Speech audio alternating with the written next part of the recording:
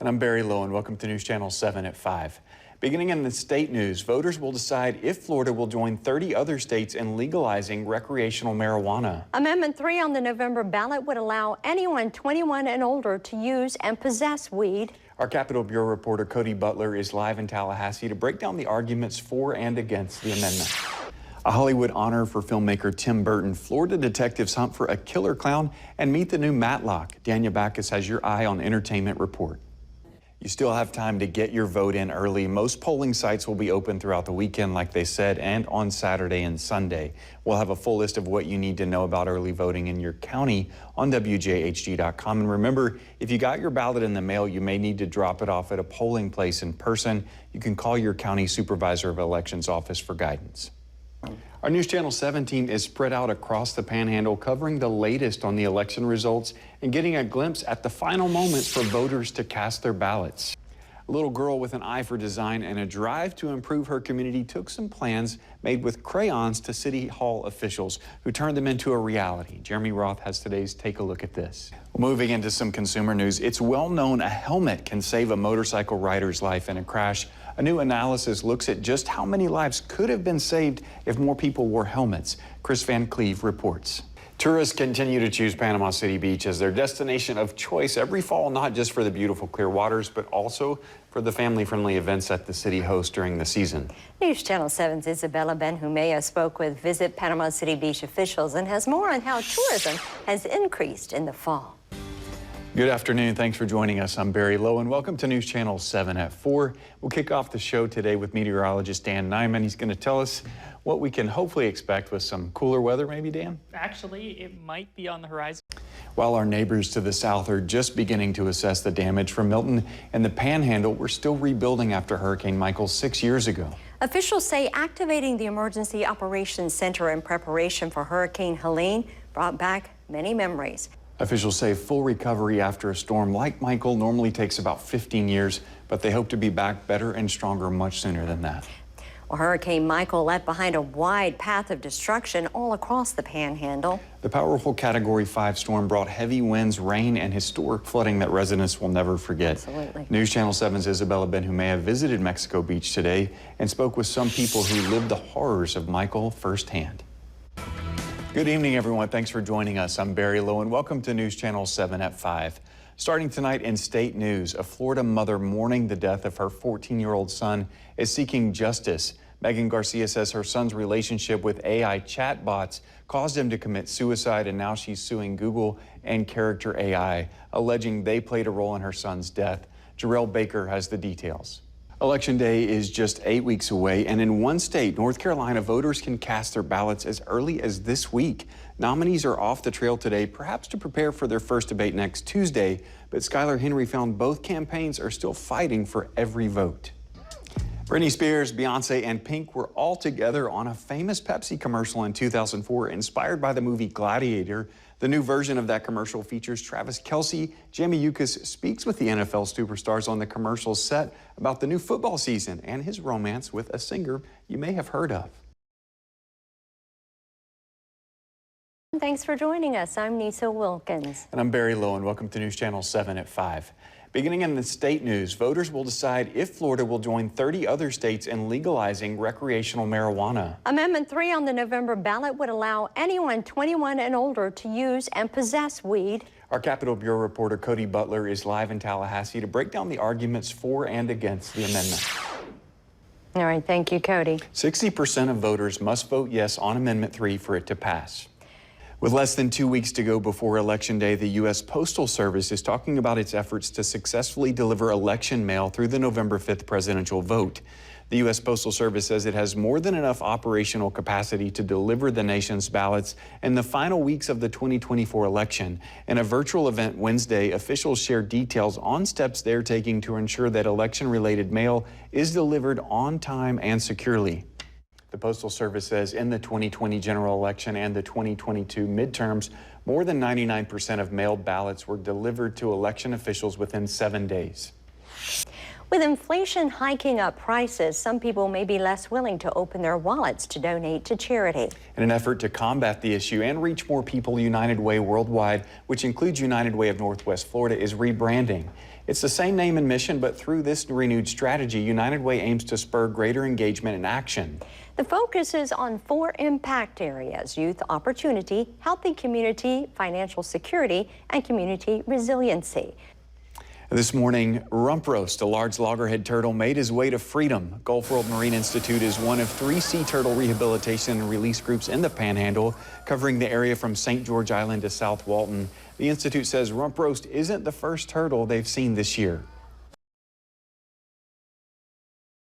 Well, Cynthia, if by different you mean the board agreeing on a superintendent, then no, I don't think anything's going to be different tonight. The only thing that has been different so far in this entire process is that last night, instead of the board going into a private room for an executive session, they actually discussed matters in front of the community. Right here behind me is Big Lake Road, and I'm next to Lakeview Drive, just to give you an idea of where we are right now, and also just to show people how quickly this fire has spread, how just about 100 yards behind me it jumped the street and is now burning even closer to homes on the other side of the road.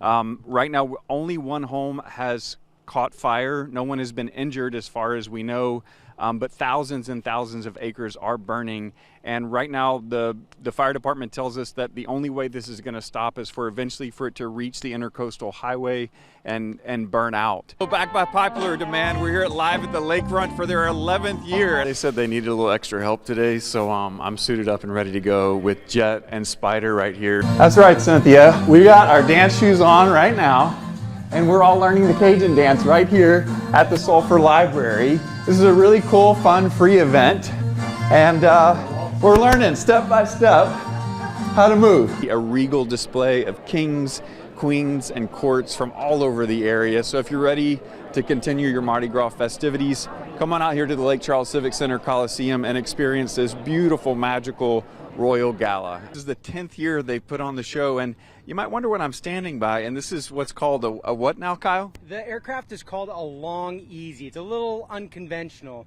And it may look like we've crashed, but we did not. This is how the plane has to rest, otherwise it flips up. Putting the A back in Bay, we're joined by Superintendent Mark McQueen on how he's aiming to do just that. Thanks for joining us, Mark. So yeah, you're aiming to put the A back in Bay and have been for a little while now. Yeah, it is. We are putting the A back in Bay, and there are 5 pillars we're focusing on. We're focusing on accountability, attendance, academic achievement, arts, and athletics. And we believe that if we focus on those 5 A's, that we'll produce amazing students. And we're already seeing incredible outcomes of this level of effort. We've moved from 35th in the state to 25th in the state in just a year. Our students have performed better than they have in decades and on state testing. And we missed being an A district this year by 3 points, which is extraordinary to be sure.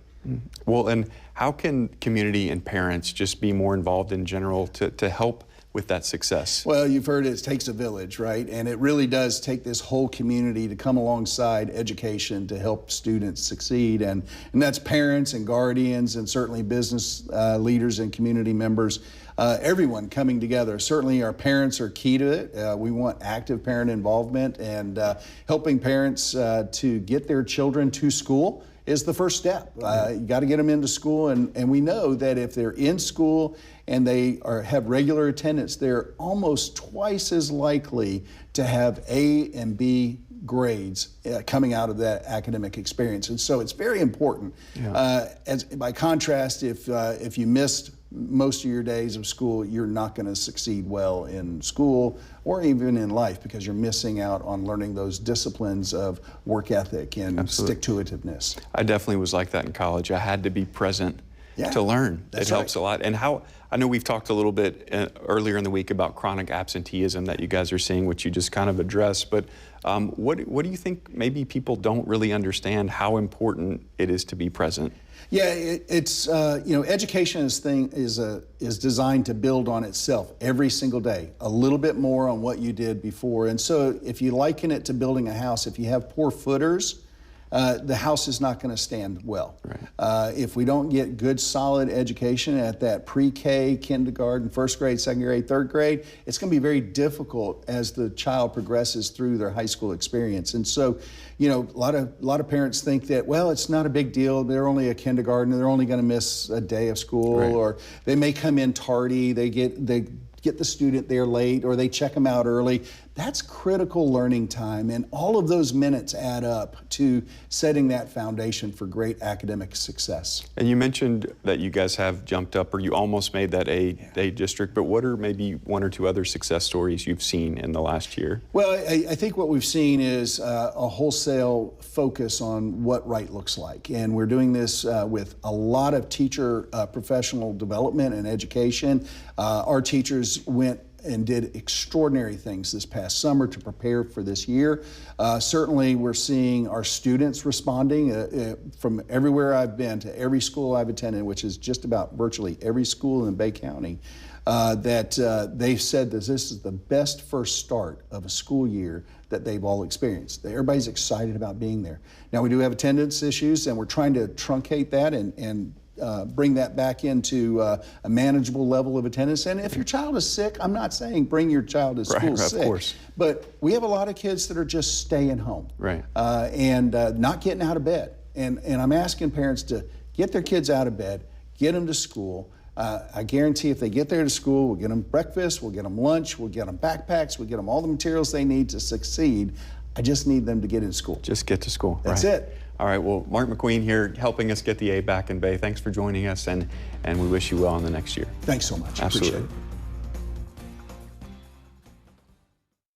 The city of Panama City is gearing up for its groundbreaking event for the Martin Theater. We're joined by Kristen and Jason from the city telling us about next week's big moment. Thanks for joining us, guys. Yeah, thanks for having us. Yeah, absolutely. We want to know about this event. What is it? It's going to be major. I mean, we're kind of like rolling out the red carpet. So it's the Martin Theater groundbreaking ceremony. It will be Friday, which is Friday, September 13th. There you go. Starting at 4:30.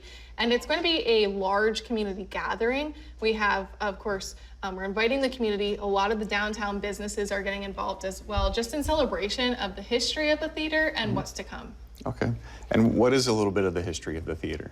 Oh man, it's been around for a long time. It used to be the Ritz Theater, then it went kind of dark for a while. It was brought back by the local community, and the Martin Theater Inc. board brought it back to life with community theater, Monster Movie Mondays. Lots of fun was had for many, many years, and then the storm took it away, and we're so excited to be having it back now. Yeah, so a lot of history in this theater that's going to continue, thanks to you guys. And why is this so important to the public? I think it's been a long time coming. You know, the Martin really hasn't been used much since the hurricane, and there's been a lot of questioning about what's going to be done with it, and we're really excited now to bring it back online. Of course, it will take some time to get it renovated and back up and running, but this is the first real step. We're officially marking the beginning of the process, and looking forward to the future to come from it with a big celebration, of course, the groundbreaking occurring. And there's a lot of downtown businesses getting in on it as well. So you'll be able to do like a sip and stroll. The Redfish Foundation is hosting that. And a lot of the businesses, including like History Class Brewing, they have an option to get like a free beer if you have the special ticket. If you have the special ticket. How do you get the special ticket? You show up, and 488 people are going to get this ticket. That is the same amount of seats that's in the Martin Theater. And so lots of the downtown businesses will have free things that you can turn that ticket in. Even my business has the classic cherry Coke there at the Portal downtown. And then Bay Arts will have a big concert that night at the Marina. So it's lots of things happening downtown, but it all kicks off right there in front of the Martin Theater. And tell me the date and time one more time. So it's going to be Friday, September 13th. That's next Friday, starting at 4:30 in the afternoon. And it will go, the ceremony itself, until about 5:30, 6 o'clock. And you mentioned a real red carpet. Yeah, there's going to be red on the ground. We will show you. Are people expressed to dress to the nines? It might not be necessarily a carpet, but there's going to be another red feature there. And yes, we're encouraging folks to dress dapper, like vintage, kind of 1920s, 30s kind of sort, to really put us back in that era. Okay, that sounds awesome. Yeah. Well, thank you guys for joining us, and we hope you can make it to this event next Friday to celebrate the Martin Theater. Yeah, thank you for having us. Absolutely, thank you guys.